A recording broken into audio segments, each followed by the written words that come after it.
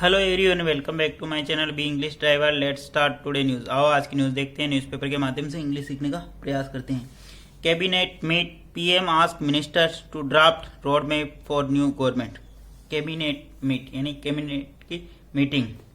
PM ask, PM ने यानी प्रधानमंत्री ने आस्क यानी कहा मिनिस्टर यानी मंत्रियों को टू ड्राफ्ट यानी एक मसौदा तैयार करो रोड मैप का for new government. New government के रोड मैप के लिए एक मसौदा तैयार करो।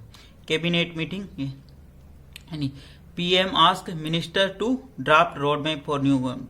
प्रधानमंत्री ने मंत्रियों को कहा कि एक नई गवर्नमेंट के लिए मसौदा तैयार करो। सर्वप्रथम अपन वाक्य का हिंदी ट्रांसलेशन करेंगे, उसके बाद important vocabulary, parts of speech, noun, pronoun, adjective, verb, adverb, preposition, modal, tense इत्यादि भी देखेंगे। प्लीज अगर वीडियो अच्छा लगे तो इसको लाइक करना, शेयर करना और चैनल फर्स्ट टाइम आए तो सब्सक्राइब करना न भूलें। कैबिनेट यानी कैबिनेट की मीटिंग है ना। पीएम यहाँ पे सब्जेक्ट काम कर रहा, आस्क यानी कहना या पूछना, ठीक है ना। यहाँ पे आस्क का मतलब कहना, कहा। मिनिस्टर्स यानी मंत्रियों को, टू ड्राफ्ट यानी मतलब मसौदा तैयार करो, रोड मैप यानी फॉर नई सरकार के लिए मसौदा तैयार करो, रोड मैप करो, ठीक है। आगे बढ़ते हैं। Prime minister Narendra Modi on Sunday told minister of to draft a road map for the first 100 days and next 5 years for new government, sources said, full stop, ठीक है।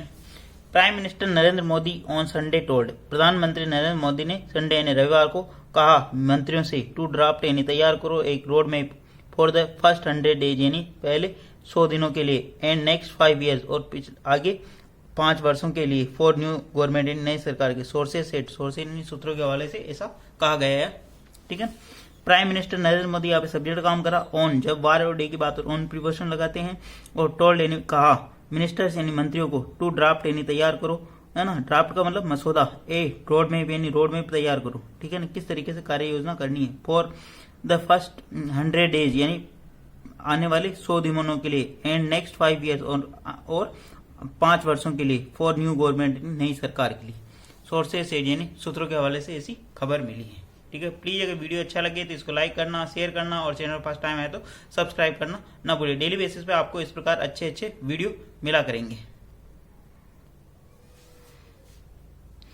Chairing a cabinet meeting here this morning, the prime minister also asked the minister to meet secretariat and other official of their respective ministries to discuss how the agenda for the first 100 days and next 5 years years can be better implemented, full stop। वापस देखते हैं।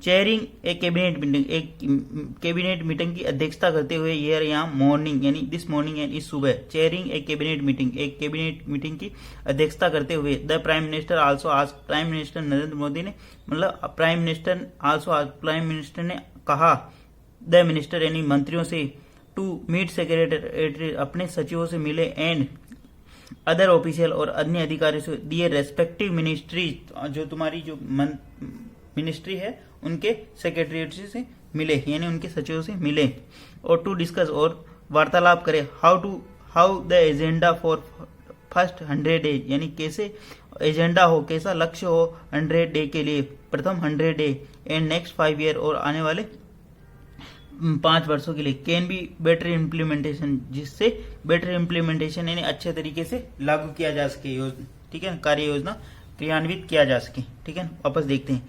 Chairing यानी अध्यक्षता करते हुए, एक cabinet meeting यानी एक कैबिनेट मीटिंग की अध्यक्षता करते हुए, दिस मॉर्निंग इस सुबह, the prime minister also asked, prime minister ने यह भी कहा मिनिस्टर्स यानी मंत्रियों को, टू मीट यानी मिलो, सेक्रेटरीट यानी सचिवों से, एंड अदर ऑफिशियल अन्य अधिकारियों से, ऑफ दियर रेस्पेक्टिव यानी क्रमशः मिनिस्ट्री जो तुम्हारी मिनिस्ट्री या मंत्रालय है उनसे, उनके जो सचिव है उनसे और अन्य अधिकारी, डिस्कस हाउ और डिस्कस करो, how the agenda for the first 100 days यानी और कैसे 100 day एजेंडा का मतलब कैसे 100 दिनों का लक्ष्य हो, एंड नेक्स्ट 5 year और आने वाले 5 वर्षों का, कैन बी बेटर इम्प्लीमेंट और उसको बेटर यानी अच्छे तरीके से इम्प्लीमेंट किया जा सके, ठीक है। आगे बढ़ते हैं। The meeting took place a day after the election commission announce the schedule for the Lok Sabha polls 2024। वापस देखते हैं। द मीटिंग टुक प्लेस, जो ये मीटिंग हुई है ए डे आफ्टर, एक दिन बाद, the election commission announce, election commission के अनाउंस करने के बाद, द शेड्यूल यानी जो समय सीमा मतलब अनाउंस करने के बाद, फॉर द लोकसभा पोल्स यानी लोकसभा चुनाव के लिए, ठीक है ना। द मीटिंग यहाँ पे सब्जेक्ट का काम करा, टुक प्लेस यानी ये मीटिंग हुई, डे आफ्टर यानी एक दिन बाद, the election commission announce, election commission के अनाउंसमेंट यानी घोषणा करने के बाद, द शेड्यूल यानी जो उनकी कार्य योजना है उनका घोषणा करने के बाद, for the Lok Sabha election, Lok Sabha polls 2024 यानी 2024 की, ठीक है। इसके बाद ये हुआ, ठीक है। यहाँ पे द मीटिंग सब्जेक्ट का काम कर रहा है, टुक यहाँ पे मेन वर्ब है, प्लेस यानी मतलब टुक प्लेस, जब भी कोई बात होती है ना टुक प्लेस यानी मतलब होना, द मीटिंग टुक प्लेस यानी मीटिंग हुई, डे आफ्टर यानी एक दिन बाद, द इलेक्शन कमीशन यानी चुनाव आयोग, अनाउंस्ड यानी घोषणा की, द शेड्यूल यानी कार्य योजना, फॉर द लोकसभा पोल्स यानी पोल्स का मतलब चुनाव, लोकसभा चुनाव के लिए, ठीक है ना, 2024 यानी 2000 लोकसभा 24 के चुनाव के लिए।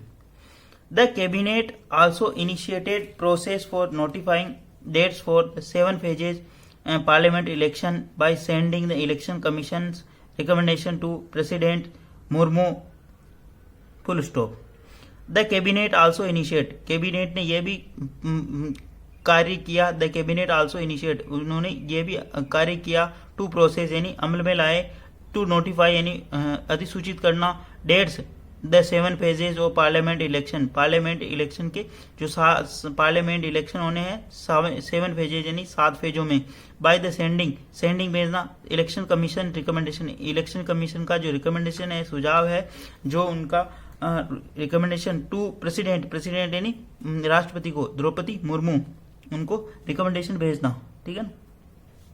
वापस देखते हैं, the cabinet also initiate, cabinet ने यह भी इनिशिएट यानी ये किया मतलब प्रक्रिया की, टू प्रोसेस यानी प्रक्रिया, इनिशिएट यानी मतलब अमल में लाए, द कैबिनेट आल्सो अमल में लाए, टू प्रोसेस ऑफ नोटिफाइंग यानी अधिसूचना को, द डेट्स यानी वो तारीखें, 7 फेजेस पार्लियामेंट्री इलेक्शन, 7 फेज के अंदर जो पार्लियामेंट्री इलेक्शन होने थे, by sending the election commission, जो कि सेंडिंग किए गए किसके द्वारा, इलेक्शन कमीशन के द्वारा, रिकमेंडेशन टू प्रेसिडेंट, रिकमेंडेशन यानी प्रेसिडेंट को भेजने के लिए जो सेंड किए गए इलेक्शन कमीशन के द्वारा, ठीक है ना, उसको रिकमेंडेशन मतलब सुझाव भेजना या कोई प्रस्ताव भेजना, ठीक है ना, मतलब इलेक्शन कमीशन के द्वारा कैबिनेट को भेजा गया, ठीक है ना, कि इसका रिकमेंडेशन पार्लियामेंट्री इलेक्शन करवाने, ठीक है ना।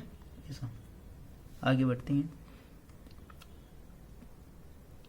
The first notification will be issued on March 20 for the first phase of polls on April 19 on 102 seats, full stop. The first notification, जो पहला नोटिफिकेशन होगा, जो अधिसूचना होगी, विल बी इशूड, वह जारी किया जाएगा March 20 यानी 20 मार्च को, फॉर द फर्स्ट फेज यानी पहले चरण की जो पोल्स यानी चुनाव के लिए, ऑन April 19 यानी 19 अप्रैल को, ऑन 102 सीट्स यानी 102 सीटों के लिए, ठीक है।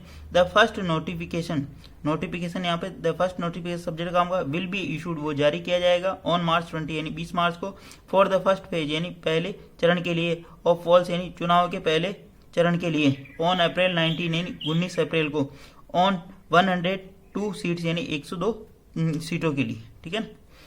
The nomination process begins for the particular phase with the issuance of the notification, full stop। the nomination, जो नामांकन प्रक्रिया है, begin वो प्रारंभ होगी, द पर्टिकुलर फेज यानी विशेष रूप फेजों के लिए, with the issuing of the notification, जैसे ही नोटिफिकेशन इशू हुआ और पर्टिकुलर फेज है उसके लिए मतलब नामांकन प्रक्रिया प्रारंभ हो जाएगी। द नॉमिनेशन प्रोसेस यहाँ पे सब्जेक्ट काम कर रहा, बिगिन यानी प्रारंभ होगी, फॉर द पर्टिकुलर यानी विशेष फेजेज, जो कि जैसे ही वो नोटिफिकेशन जारी हुआ, इशू हुआ और उधर से मतलब